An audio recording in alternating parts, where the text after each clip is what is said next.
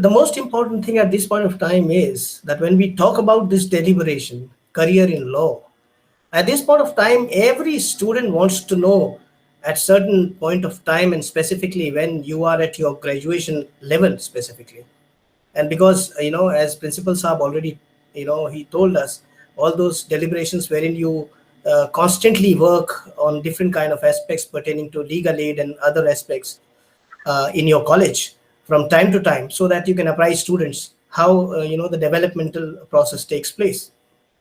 Apart from that, the most important thing at this point of time is that being a student at undergraduate level, you start your deliberation in different streams, maybe in humanities, maybe in science, maybe in commerce. But then, at certain point of time, after your graduation, you have to choose between them. Maybe your master's in a particular subject in which you are doing your undergraduation, or law. Now, 3-year law, or maybe 5-year law, 5-year law for all those who have completed their 12th standard. And in this particular regard, I think we have a distinguished speaker with us, Dr. Premchand. He will apprise you about all these deliberations, how to go with 5-year, 3-year, and different kind of challenges in studies in law and in different law schools, how it happens and how you can take admission and how deliberation in career option takes place. But at this point of time, what I am concerned about here is that what is your career in law specifically, and in that particular context, it is very important, as I mentioned in my very first few words, that when you graduate, or when you complete your 12th standard for 5-year law school, or when you complete your graduation and you want to do 3-year law course, the most important thing in your mind is curiosity to learn law. And that curiosity is a very, very qualitative concern. And in that context, the curiosity is a starting point of a time wherein you discover yourself in the field of law, so that you may get good opportunities in future.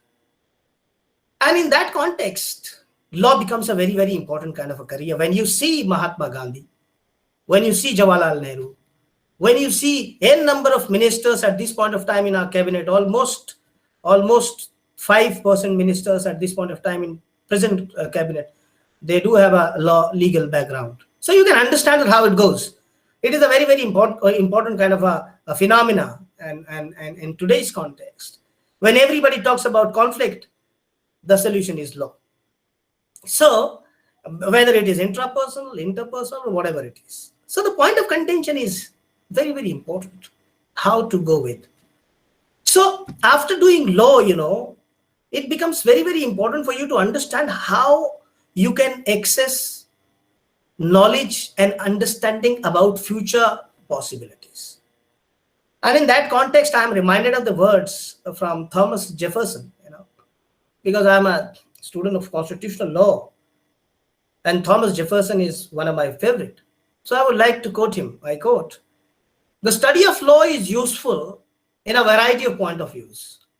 It qualifies a man to be useful to himself, to his neighbors, and to the public." Now, when Jefferson says so, his point of contention was absolutely clear. He wanted to say that a man qualifies himself only when he is useful to the society. And when you talk about the society, it is important to know that the society constitutes neighbors, and public at large. Law is a profession. It is in great demand these days due to the changing social and economic circumstances and the ever-increasing regulatory role being undertaken by the government. There is a rising demand for lawyers.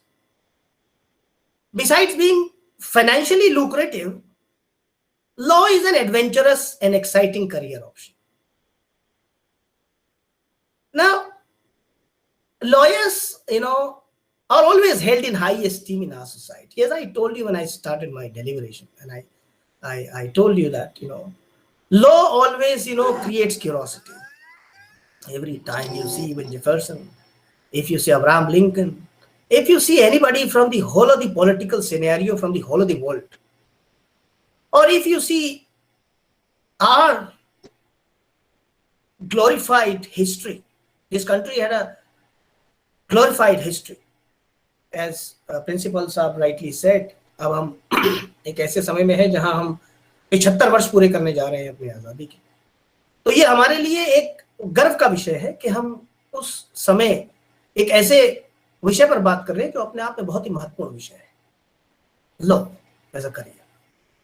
So in every society, wherever you are, for a particular period of time, when we live in a society, we have neighbors, we have societal understandings. In all those understandings, lawyers are held in a higher esteem in our society, and there remains the faith that what everything else fails, one can still take the path of legal system.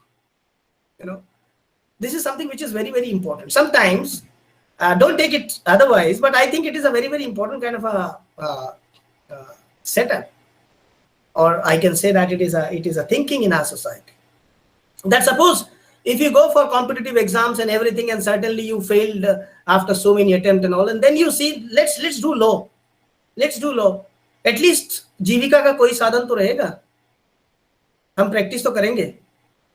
लेकिन वो जो dimension था, that dimension was now way too nostalgic in sense, because now, because of the increasing regulatory role in every aspect of business, and because of the changing dimensions of the society, and because of the changing dimensions of economic considerations, law becomes a very lucrative kind of a phenomenon in a profession. In our daily life, life is one way or the other. We may come across situations where legal advice is required. Suppose, for example, in your university also, there is a matter of some promotion, there is a matter of some past service counting, there is a matter of some promotion, and there is an issue. Or maybe, there are certain issues pertaining to RTI, questions have been asked, and, you need to answer those questions. You need to answer those informations, because the information has been asked by a citizen. Then in such circumstances, that legal mind is required. A legally trained person is required. Because ultimately, whenever there is a conflict, the resolution is law. And that is why a legal advice is a very, very important kind of a phenomenon, a very, very important kind of a concern. In such situations, we need the advice of the legal professional who analyze and interpret law properly. Now, this is something which is important. Now, if you give something to somebody, and if you give a line, and suppose a paragraph, and now if you supposedly need to interpret that paragraph for promotion, you go by the UGC regulation, 2010, now 2018. Everybody talks about 18th of July 2018 regulation for the promotions and everything. But the point of consideration is that how you comply with it and how you go with it. In every sense, every word, changes the whole course of the sentence formation. That is what is the quality of law.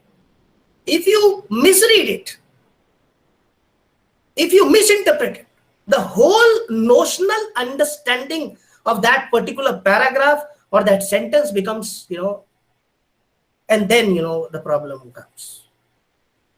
Whether you are temporary, you are ad hoc, you are regular, and a number of interpretations, n number of nomenclatures, and n number of legal issues, and n number of judicial interpretations.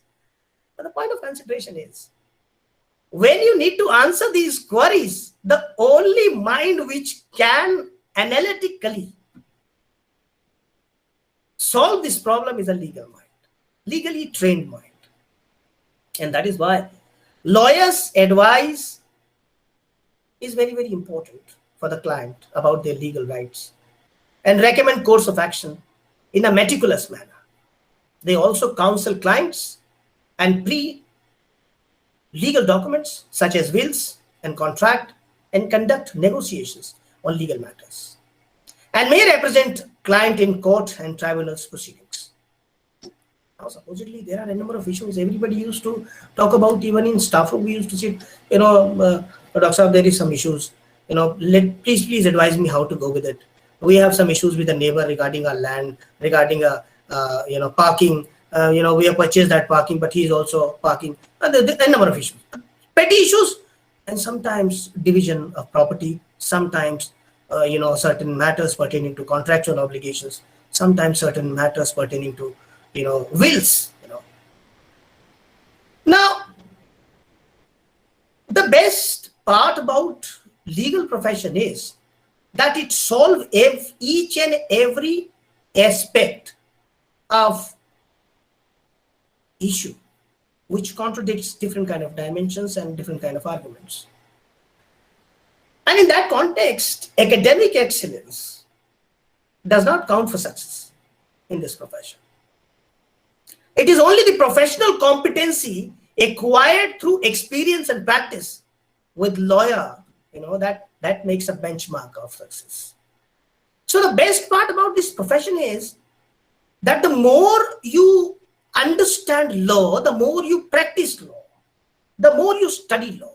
Every day, there is judgment by one high court, then there is judgment by another high court on a similar cause of action.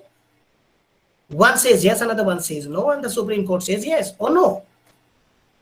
In that context, the ratio of the judgment makes a distinction. And that is what is something very, very important for the students to understand, because it creates a curiosity. They see people arguing in the court. But look, this is for the administration of justice. People can only have access to justice when they do have good lawyers, when they do have good legal practitioners. And that is something which is very, very important in context to career in law.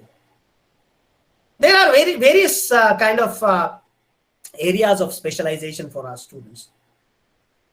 Civil law, that another one is criminal law, corporate law, taxation law, labor law, international law, family law, constitutional law, administrative law, patent law, etc. Now it is up to the choice of the student at this point of time. Civil law, you want to practice civil. What? You want to practice on marital issues, divorce. You need to understand the deliberations of contractual obligations between two parties. So the civil law comes into place. Vetting of documents, law firms. There are a number of law firms working on vetting of law firms, vetting of legal documents. So you have plethora of opportunities in civil law. And nowadays, because of the increasing demand, the law graduates do have very qualitative kind of opportunities in terms of legal practice as a corporate law firm, legal process outsourcing, LPOs, even in BPOs, even in companies, even in the government companies, public sector undertakings, and directly to different kind of government agencies. I'll come to that later on. But civil practice, is a huge kind of a phenomena which is developing every day. Criminal law, everybody knows, whenever there is a conflict, whenever there is an issue between two people pertaining to commissioning of an act, which is an illegal act, by the virtue of Indian Penal Code, then how to proceed? What is the process? The process is Criminal Procedure Code. And how to go with it? And that is what is a branch called criminal law, wherein you can practice in criminal law, you can get bail for your clients. And when you get bail for your clients, that is the best remedy you can provide. This is the quality. So it's a huge branch every day, in every day's business. Then comes the corporate law, specifically for the corporate companies. Companies Act, we do have a Companies Act. How to deal with it, what constitutes a company, how it works, what are the dimensions, what are the legal implications, who can form a company, whether a minor can be part of it or not, a number of deliberations. How to vet a legal document pertaining to corporate responsibilities, There are a number of things that, and it is by the virtue of increasing economic considerations and economic demand in the whole of the world, this corporate law area is evolving, on a very higher scale. Then comes the taxation law. Taxation law is also a very, very lucrative area. You see, when people practice for the taxation law, they can deal with direct taxes as well as with the indirect taxes. So you can advise you can advise your client that, look, how to go with your income tax returns. If there are certain issues regarding the return by the competent authorities, appellate authorities, you will reply on behalf of your client by the virtue of this taxation law practice. How to fill, this new tax. Now, new tax regime is now developing in India. And by the virtue of that introduction of new tax regime, you need to fill certain forms. You need to fill certain legal obligations. So taxation law is developing in a very huge dimension. But then comes the labor law.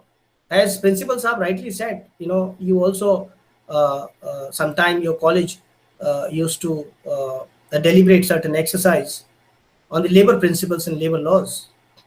I think it is a very important area which is developing. Employer-employee relationship. How to go with it? How to manage a cordial relationship between the employer and the employee? Because for a qualitative business, for a qualitative understanding, and for the qualitative economical considerations, you need to have a cordial relationship between the employer and the employee. How you go with it? Labor law. If no better facilities are available to the employee, no good working conditions are there, no washrooms are there, no qualitative environment is there, no drinking water is there, how to go with it? It's a labor law. How many hours of work? How many hours of extra payment for overtime? And so on and so forth. Labor law is increasing every day. So it's a very good area to practice because industry is increasing. And that is how, a clientele is increasing. And that is how, practice is increasing. Then comes the international law. It's also a very interesting area to work upon. Nowadays, there is so much development in international law.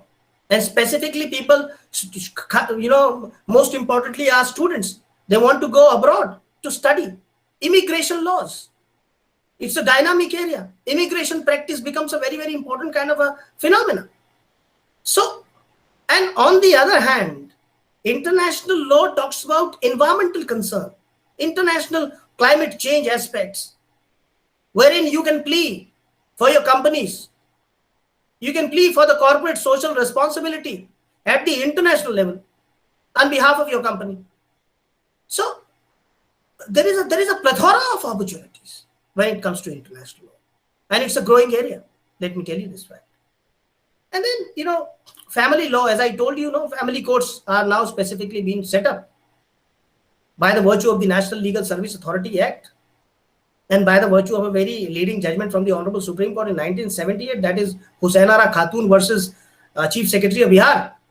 And when the Supreme Court says so, that legal aid is a fundamental right enshrined under Article 21 of the Constitution of India, the intention of the Honorable Supreme Court is absolutely correct. The Supreme Court wanted to emphasize that we need to make such courts which can dispense justice, and family court is one among them. And all those practitioners who can work in those areas, they can work accordingly. They can work on a number of aspects, how to divide the shares, who is co-partner, whether a girl will get the share in the father's property or not. There are a number of issues. How to divide share by the virtue of the will. What is a legal will and what is not a valid will. A number of things are there. Then constitutional law. Let me tell you, this is an interesting area. Every day you see a number of qualitative arguments before the court of law in the Supreme Court. And when you read Hindu or any other newspaper, you see the dimension which changes. Those changes which are very, very important changes. The constitutional amendments. Every day, everybody talks about equality before law under Article 14.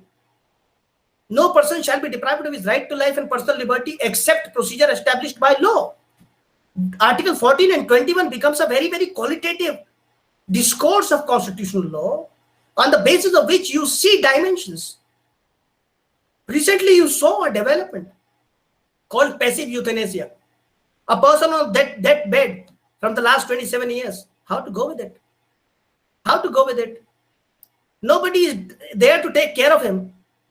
But this is the practice. This is the qualitative value of constitutional law practice, by the virtue of which, when you approach court, you argue before the court and you contend before the court that, your lordship, the situation is such that, there is no possibility of life now. Then the constitutional guarantee was upheld by the Honorable Supreme Court by the virtue of this legal practice. And the Supreme Court held that every person has a right to die with dignity. Now, this is what is the quality of the constitutional law practice. And taking that particular aspect into the consideration, when we move a little bit further, there is another important branch of law where the practice is very good, and that is administrative law. Administrative law is also a very important kind of a criteria, because in every day's administrative decisions, RTI is an instrumental factor when it comes to administrative law, because arbitrariness is antithesis to rule of law. So you practice for administrative law, and when you practice for it, you get understanding of how system works. We have Central Administrative Tribunal, CAT, in Delhi. You see a number of people, service matters goes to Central Administrative Tribunals. There are a number of service tribunals which have been set up even in the states, different states, and even at the central level. Every person has have a very good qualitative opportunity to practice in administrative law courts. And the last and a very qualitative area which I would like to quote here is patent law. Intellectual property right. It's a growing area. Exclusive utility. Everybody talks about cancer drug. Everybody talks about vaccine. There is an international development, negotiation. How to go with it? Can a person who pushed for a patent legally in the international market, can he become the only user of that particular commodity of public use? So the question becomes very relevant. How to go with it? What is patent law? When you practice intellectual property right, you know how it works, how to file patents, what are the requirements of filing patent, how to go with it, how to understand the deliberations of the intellectual property rights in the changing dimensions of the society. So we need good IPR lawyers at this point of time. Americans are getting patent for the Indian medicines, Ayurveda medicines. So we have a huge opportunity, and we have a huge kind of legal fight for that, and we are fighting it. Industrial design, copyright, trademark. I mean, these are all very qualitative areas wherein you can practice and you can learn law for the purpose of understanding what law ought to be and what not ought to be. Kya hona chahiye aur kya nahi hona chahiye. Law is all about that. So, apart from that particular, areas of practice, as ma'am rightly said, and even principals have also talked about it, there is a new branch of law where you can get an opportunity to work with the defense agencies, JAG, Judges Advocate Journal. Now, this area is also a very interesting kind of an area wherein you can see advertisements. After doing your law, what you can do is you can practice in these areas wherein I have discussed all these deliberations. Apart from that, if you want to work for the defense, for the government, there is a very good development, and that is JAG. It is through the Union Public Service Commission, and sometimes from the short service commission of the defense forces. Army के लिए अलग है, navy के लिए अलग है, और air force के लिए अलग है. तीनों का सेपरेट एडवर्टीजमेंट अलग अलग आता है. The requirement is that you must be first class graduate, 60% graduate in law. There is a written exam, and then an SSB. Now for the physical fitness and all those deliberations, and it's a very good career. First of all, in defense courts, court-martial courts, you will plea as a lawyer, and then later on you become judge. This is what is a very good opportunity, and this is something which is growing every day, because the conflict is growing, because we have a huge defense forces. So we need qualitative legal services in that context. It is a very growing area, and I think after 6 months or a year, every time there are advertisements in the national newspapers, every national newspapers, and even you can go to the website also, it is available. Apart from that, there is a very good branch. I'm very proud to say that my faculty of law, Lucknow University, last year we have produced 127 judges in UP judicial services. So out of 1,800 vacancies in UP last year in 2018, our department produced 127 judges for the UP judicial services. So you can understand this is a very huge area. Our population is increasing. We need civil judges. We need judicial judges for criminal side, for the civil side, because population is increasing. By the virtue of the Law Commission report, we have a very less ratio pertaining to administration of justice. So we need lawyers, we need judges, and that is why different states public service commission from time to time, they advertise post as PCSJ, Provincial Civil Services Judicial Site, PCSJ, wherein you can, after doing your law, and there is no such requirement that you do it with 60% or no issues, you must be competent to be an advocate by the virtue of Bar Council of India Act. That's it. That is what is the requirement. Which means if you do have a degree in law and you are competent to practice by the virtue of Bar Council India Act, then it is clear. Advocates Act, it is clear beyond reasonable doubt. Bar Council rules and Advocates Act 1961. So it is clear that you can become a judge. So simply by doing your law, you can sit for the PCSJ examination, which is conducted by different states from time to time. You can see different advertisements in different newspapers through their public service commission, and there are certain states wherein these kind of exams are conducted directly by the High Court also. There are a number of such states we have. So you need to keep check.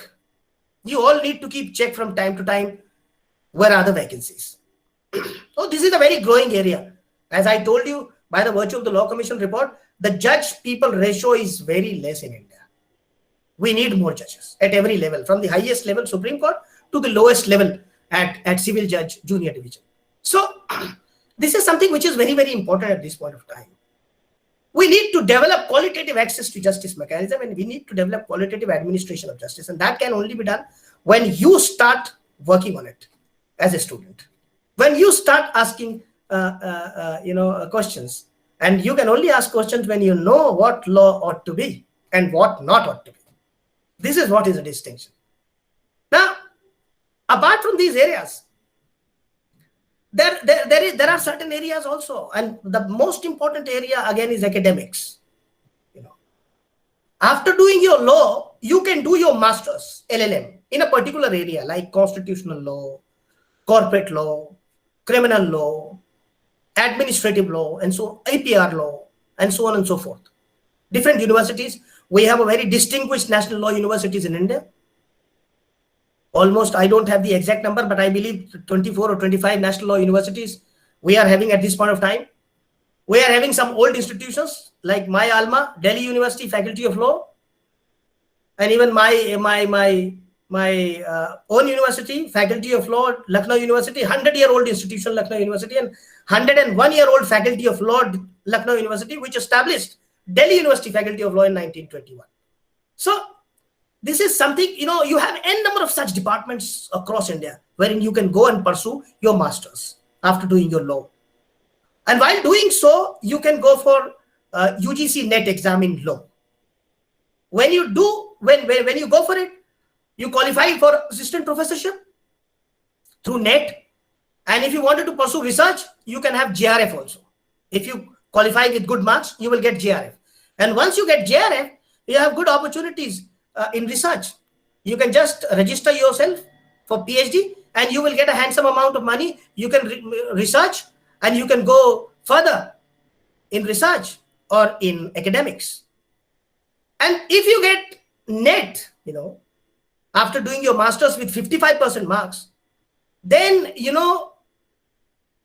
you can directly apply for assistant professorship, because recently there was a new development that PhD becomes a mandatory requirement, but now just for 1 year, there is a the government decided that they would like to relax it for 1 year. But ultimately, LLB, LLM and PhD in law, and you do have an opportunities in academics, a very good lucrative area nowadays, handsome salaries. Old days are gone. Now, you can start your living on a handsome salary as an assistant professor at a starting point. So, it's a good area to work on if you are interested in academics. Now, there is another area which is also evolving very qualitatively, and that is NGO. With legal research, you can go with NGOs. There are a number of my students, my PhD students. They used to go to TIS, Tata Institute of Social Sciences, for 6 months research collaboration. IIT Bombay, IIT Delhi, to collaborate on IPR, to collaborate on social justice, to collaborate on Manrega, to collaborate on understanding regarding social justice schemes initiated by the government of India from time to time. I mean, this is something which is a very growing area. There are good research NGOs and think tanks. Another new development, think tanks.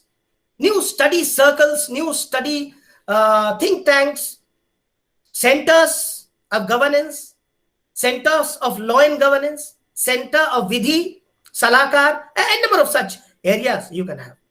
You can just search on Google, you will find plethora of such opportunities to work as a research associate. You will get a good amount of money. You will get a good exposure. You can work on such areas wherein, everybody wants to work on. A number of growing areas in law every day. Everything is interrelated to law. Let me tell you this fact. Nothing can work without law.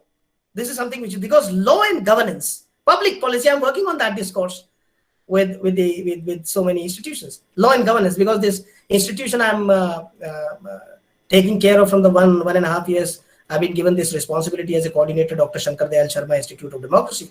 We are working here with BA, MA course on public policy and governance and PhD in public policy and governance. This is a very good area, an emerging area. Now we have a Niti Ayog. They appoint consultants, So you have good opportunities. By doing law, you can become a consultant. By joining Niti Ayog, by joining National Scheduled Caste Commission, by joining Central Information Commission, by joining n number of appellate tribunals in India, like this Competition Commission of India, National Human Rights Commission, a number of such statutory bodies we have, wherein they require fresh law graduates as intern. Even in Supreme Court and High Court also with judges, there are vacancies of intern as well as there are vacancies of clerkship with the honorable judges of the Honorable Supreme Court and honorable judges of the Honorable Supreme High Court. So, plethora of opportunities from litigation to academics to judgeship, and even to individual research. This is a dimension. The dimension is changing drastically. The dimension is changing drastically because there is a demand. And the demand is such that huge population wants huge employment opportunities. And when you require employment opportunities, you need to understand that there is a relevance of an agreement between the employer and the employee. This is the crux. You cannot go with employment unless you're waiting a document called the agreement between the employer and the employee. This is something which is a starting point of law. So no business can take place without law. No government function can take place without law. And no civil society can work without law. Because that is what is a distinction. And that is something which is very, very important. Now, at this point of time, skill is very, very qualitative area. Because legal practice provides you skill. You learn how society grows. You know what are the interpersonal relations we develop. How to talk, how to write. Everybody wants to write everything on Facebook. Nowadays, it becomes a very common scenario. Our young generation is more often interested in writing everything and anything, on the social media, but they do not know what to write and what not to write. This is something which you learn from law. What ought to be and what not ought to be. What is right and what is wrong. The distinction is being drawn by law. Otherwise, it is not possible. Because, you learn the defamation you talk about. You talk about the concerned defamation. आप newspaper पढ़ते होंगे, आप देखते होंगे साहब defamation हो गया. बड़े बड़े दो लोगों के बीच defamation हो गया. Civil defamation हो गया, criminal defamation हो गया. अब आप सोचते हैं कि साहब ये कैसे हो रहा है? ये क्या हो गया? उन्होंने उनके विषय में कोई शब्द कह दिया, उन्होंने मिस्टर ए ने मिस्टर बी के बारे में कोई शब्द कह दिया, मिस्टर बी ने मिस्टर ए के बारे में कोई शब्द कह दिया, दोनों के बीच मामला कोर्ट पहुंच गया. तो आप सोचते हैं ये क्या है? Somebody wrote anything about somebody. But the law tells you what to write. You need to be very, very specific while writing or while pondering upon on different kind of social medias. You need to be very, very specific. You cannot write anything. You need to understand the concept of morality. You need to understand the concept of ethics. You cannot go beyond ethics and morals. You learn these deliberations of ethics and morals from the term called jurisprudence, which is a philosophy of law. So, this is something which is interesting. It is interesting when you learn the law of torts. Torts to twist, to twist things. And law is all about twisting things. So, being student of law, when you try and understand the deliberation of law, and when you work for understanding in law, you know how to go with it when you know what ought to be. Again and again, I'll use this term because this is what is a term which is the essence of law. What ought to be and what not ought to be. Because I'm a student of constitutional law and jurisprudence. And I've been teaching these subjects from last 11 years from Delhi University to Lucknow University. I know that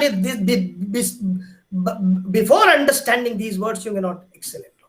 So my humble request to all the participants here is, that's a very good area. It's a very qualitative area. The more you work on this area, the more opportunities you will get in life. Let me tell you this fact that when the society grows, the need for law also grows. This is something which is important. One of our famous professor from Delhi University, Professor Wendra Bakshi, he used to say, law is an instrument of social change. It's a very, very important kind of phenomena. Bhiku Parekh also talks about this. So the deliberation has its own dimensions and its own deliberations. So when you go by these deliberations and when you go by these understandings, you need to understand. Professor Bakshi used to say a lawyer must know a bit of sociology and a sociologist must know a bit of law. And when both of them don't understand this, there is no possibility of law. So by these words, मैं अपनी वाणी को विराम दूंगा.